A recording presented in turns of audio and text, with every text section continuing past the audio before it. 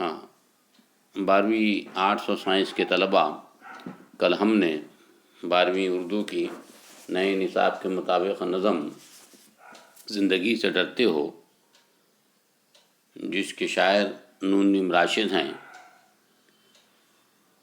نون میم راشد کا نام نظر محمد راشد تھا، لیکن ادبی دنیا میں انہیں نون میم راشد کے نام سے شہرت ملی۔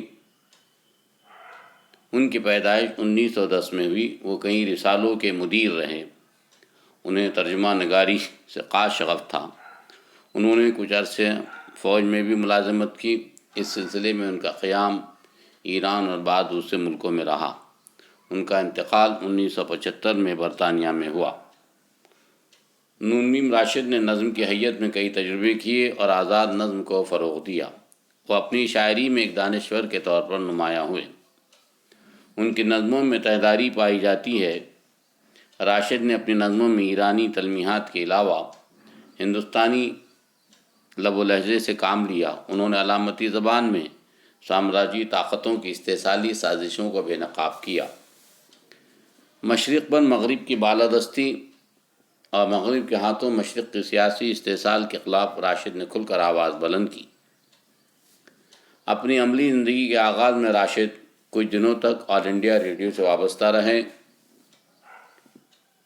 زندگی کا خاصا بڑا حصہ ملازمت کے سلسلے میں انہوں نے ایران میں اور پھر یونان امریکہ میں گزارا۔ ان کا پہلا مجموعہ ماورا اردو شاعری میں ایک نئے طرز احساس اور اظہار کا ترجمان ہے۔ ماورا کے بعد راشد کے دوسرے شعری مجموعے شائع ہوئے۔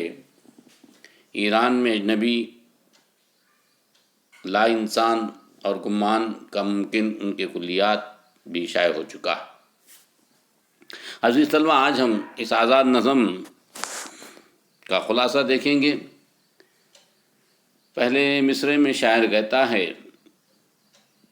اس نظم میں شاعر یہ بتاتا ہے کہ انسان اس کائنات کا مرکزی حیثیت رکھتا ہے۔ یعنی انسان اس کائنات میں بنیادی اکائی ہے۔ اگر دوسرے معنی میں یوں کہیں کہ کائنات انسانوں کے لیے بنائی گئی ہے اور انسانوں کے لیے سارے نظام کو اللہ تعالیٰ نے قائم کیا۔ سمندر، چوپائے، ہوا، پانی، بارش، سردی، گرمی، فصلوں کا اگنا وغیرہ سب حضرت انسان کے اللہ نے پیدا کیا۔ پہلے 4 مصروں میں شاعر انسان سے مخاطب ہے کہ زندگی سے ڈرتے ہو، زندگی تو تم بھی ہو، زندگی تو ہم بھی ہیں۔ آدمی سے ڈرتے ہو، آدمی تو تم بھی ہو، آدمی تو ہم بھی ہیں۔ غرض یہاں ٹکراؤ کے الفاظ آئے ہیں، تم بھی ہو اور ہم بھی ہیں، سے مراد یہ ہے کہ اصل انسان ہی ہیں۔ انسان سے ڈرتا کیوں ہے؟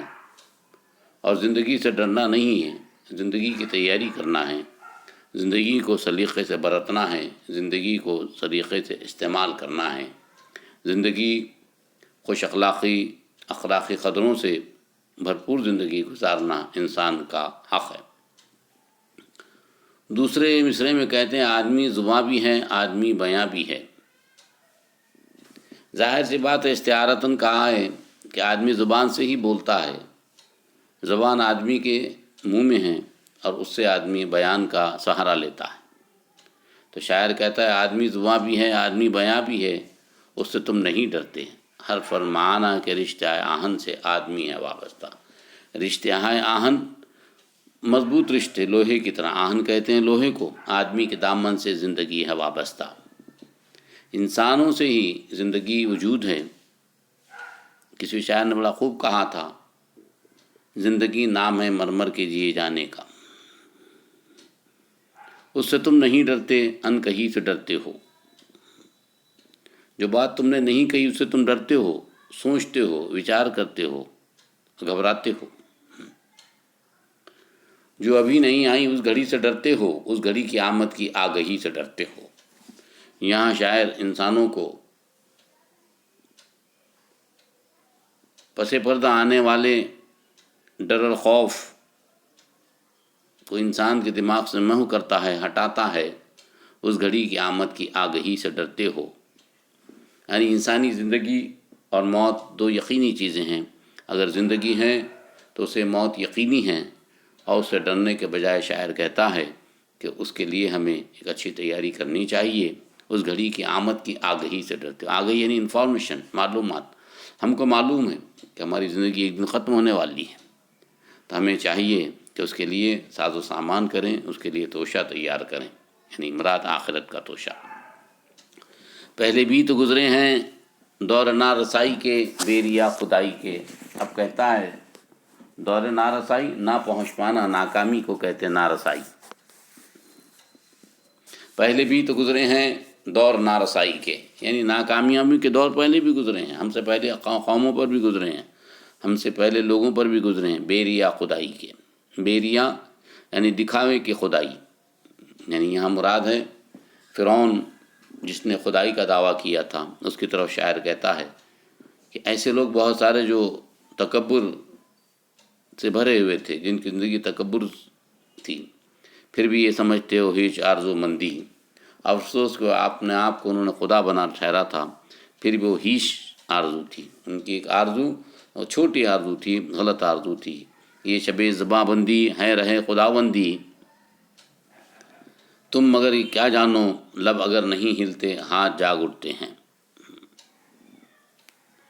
شاعر کہتا ہے یہ شب زباں بندی راہ خداوندی، کچھ لوگ راتوں میں اٹھ کر اللہ کی عبادت کرتے ہیں خاموشی سے. یہ شب زباں بندی راہ خداوندی، مگر یہ کیا جانو، تم نہیں سمجھ سکتے، لب اگر نہیں ہلتے ہاتھ جاگ اٹھتے ہیں. کبھی کبھی لوگ جو ہیں زبان نہیں ہلاتے لیکن ہاتھ اٹھا کر دعا مانگتے ہیں اور دل سے دعا مانگتے ہیں، جبکہ ان کی زبان اور لب ہلتے ہوئے نظر نہیں آتے، خاموش رہتے ہیں. ہاتھ جاگ اٹھتے ہیں راہ کا نشاں بن کر. راہ کا نشاں بن کر یعنی دعا کے لیے جو انسان ہاتھ اوپر اٹھاتا ہے اس جیسے کہ آسمان کی طرف اشارتاً، تو ہاتھ جاگ اٹھتے ہیں راہ کا نشاں بن کر. اس میں شاعر نے، نون بن راشد صاحب نے استعارے اور کنائے استعمال کیے ہیں. نور کی زبان بن کر، نور کی زبان یعنی اچھی زبان بن کر، اللہ تعالیٰ کی زبان بن کر، یعنی ہر انسان جو اللہ تعالیٰ کی تخلیق ہے. ہاتھ بول اٹھتے ہیں صبح کی اذاں بن کر. اور ایک بندہ رات بھر اللہ تعالیٰ سے سرب سجود رہتا ہے، رات کے پاؤ پہر میں، آدھی پہر میں اٹھ کر اللہ کی عبادت کرتا ہے اور خاموشی سے دل سے دعائیں مانگتا ہے. ہاتھ بول اٹھتے ہیں صبح کی اذاں بن کر. اور اس شخص کا عمل رات بھر جاری رہتا ہے، رات کے آدھے حصے میں، رات کے پاؤ حصے میں خاموشی سے وہ اللہ سے گوش گزار ہوتا ہے، اپنے دل کے آرزوؤں سے، اپنے دل کی آہ سے، اپنے دل کی اندرونی خواہشات سے، اپنے دل کے اندر سے اللہ سے متوجہ ہوتا ہے. ہاتھ بول اٹھتے ہیں صبح کی اذاں بن کر، روشنی سے ڈرتے ہو. اور صبح ہوتے ہی یہ سب کام ایک نیک بندے کا ختم ہو جاتا ہے، روشنی سے ڈرتے ہو. یہاں روشنی کو شاعر نے استعارتاً استعمال کیا ہے. روشنی یعنی امید کی کرن، روشنی تو تم بھی ہو، روشنی تو ہم بھی ہیں. روشنی سے ڈرتے ہو، روشنی یعنی امید کی کرن ہے. روشنی انسان کو راستہ دکھاتی ہے. روشنی سے ڈرنا نہیں چاہیے، روشنی کو حاصل کرنے کی کوشش کرتی رہنی چاہیے، روشنی سے ڈرنے کی ضرورت نہیں ہے. شہر کی فصیلوں پر دیو کا جو سایہ تھا پاک ہو گیا آخر. آخر شاعر کہتا ہے کہ مشکلات کا وقت ختم ہو جائے گا ایک دن. شہر کی فصیلوں پر یعنی شہر میں جو سناٹا تھا، شہر میں جو اداسی تھی، وہ ایک دن ختم ہو جائے گی. دیو کا جو سایہ سے مراد ہے، دیو کو یہاں پر جو ہے برائی سے تعبیر کیا ہے، یعنی برا جو وقت تھا، جو سایہ چھایا ہوا تھا برائی کا، وہ آخر ختم ہو جائے گا. رات کا لبادہ بھی چاک ہو گیا آخر، خاک ہو گیا آخر. رات آخر ختم ہو جائے گی، رات ہمیشہ قائم نہیں رہے گی. ہر رات کے بعد دن نکلتا ہے. شاعر کہتا ہے کہ اللہ تعالیٰ سے امید کا دامن، اچھائی کا دامن ہاتھ سے نہیں چھوڑنا چاہیے. ازدحام میں انسان سے فرد کی نوا آئی. ازدحام میں انسانوں کے مجموعے سے، انسانوں کے ہجوم سے ایک آواز آئی. ذات کی صدا آئی، راہ شوق میں جیسے راہ رو کا خون لپکے. ایک نیا جنون لپکے، ایک نیا جنون، ایک نیا دیوانہ پن. یہاں دیوانہ پن سے مراد شاعر کی یہ ہے کہ جب کسی انسان کو کچھ کام کرنے کی خواہش ہوتی ہے، کچھ پانے کی خواہش ہوتی ہے، اپنے مقصد کو حاصل کرنے کی خواہش ہوتی ہے تو شاعر کہتا ہے اس کو اپنے مقصد کو حاصل کرنے کے لیے جنون کے حد تک اس پر لپکنا چاہیے اور کام کرنا چاہیے، جب جا کر انسان کو مقاصد حاصل ہوتے ہیں۔ آدمی چھلک اٹھے، آدمی ہنسے دیکھے، شہر پھر بسے دیکھے۔ تو پھر دیکھیے جب انسان اپنی کوششوں اور کاوشوں سے نئی جولاگاہیں پیدا کرتا ہے، کوششوں سے محنت کرتا ہے، کھیتوں کھلیانوں میں کام کرتا ہے، اناج بوتا ہے، تب کہیں جا کر اناج سے بالیاں اگتی ہیں اور نئے اناج فراہم ہوتے ہیں۔ تم ابھی سے ڈرتے ہو، شاید انسانوں کو ہمت دلا رہا ہے، تم اپنی ناکامیوں سے ڈرو مت، ہر ناکامی کے بعد کامیابی کا پہلو نمایاں ہے، ہر ناکامی کے پردے میں کامیابی چھپی ہوئی ہے۔ ہاں ابھی تو تم بھی ہو، ہاں ابھی تو ہم بھی ہے، تم ابھی سے ڈرتے ہو۔ شاعر اس نظم میں اشاروں اور کنایتوں میں کہتا ہے کہ ڈرنے کی ضرورت نہیں ہے، انسانی زندگی مشکلات اور مصائب سے گھری ہوئی ہیں، لیکن اس کے درمیان میں کامیابی ہے، جیسا کہ ہر رات کے بعد روشن صبح ہوتی ہے اور روشن صبح کامیابی کی دلیل ہوتی ہے۔ اس لیے اس نظم میں شاعر نے بہت سارے مشکلات کا قصہ پیش کیا ہے، اور انسان کو ایک مستقل زندگی، ایک مستقل امکان کا نام ہے، یعنی امکانات کا، ممکنات کا نام زندگی ہے، یہ بتانے کے لیے شاعر نے آزاد نظم استعمال کیا ہے۔ عزیز طلبہ، آزاد نظم میں ردیف اور قافیے کی پابندی نہیں ہوتی ہے، اسے ہم آزاد نظم کہتے ہیں، اور یہ بہت اہم نظم ہے۔ اس نظم میں جو ہے شاعر نے انسانوں کو ہمت اور حوصلے کی دعوت دی ہے۔ ہمت اور حوصلے کو نہیں چھوڑنا چاہیے۔ اگر کوئی مقصد زندگی لے کر چلے ہو تو اس کو پائے تکمیل کو پہنچانے کے لیے راستے میں، راہ میں کتنی ہی اڑچنیں آئیں، کتنی ہی رکاوٹیں آئیں، انسان کو اس کی پرواہ کیے بغیر اپنے مقصد کو حاصل کرنے کے لیے حصول مقصد کی طرف لپکنا چاہیے، دوڑنا چاہیے، اور پوری تندہی اور پوری طاقت سے مقصد کو حاصل کرنے کی کوشش کرنا چاہیے۔ یہ پیغام دیا ہے، تب کہیں جا کر جو ہے تو انسان کو کامیابی ملتی ہے۔ شاعر کہتا ہے بے کوشش گنج گوہر کس کو ملا ہے، بے خاک کے چھانے وزر کس کو ملا ہے، جو رتبہ والا کے سزاوار ہوئے ہیں، پہلے وہ مصیبت کے طلبگار ہوئے ہیں۔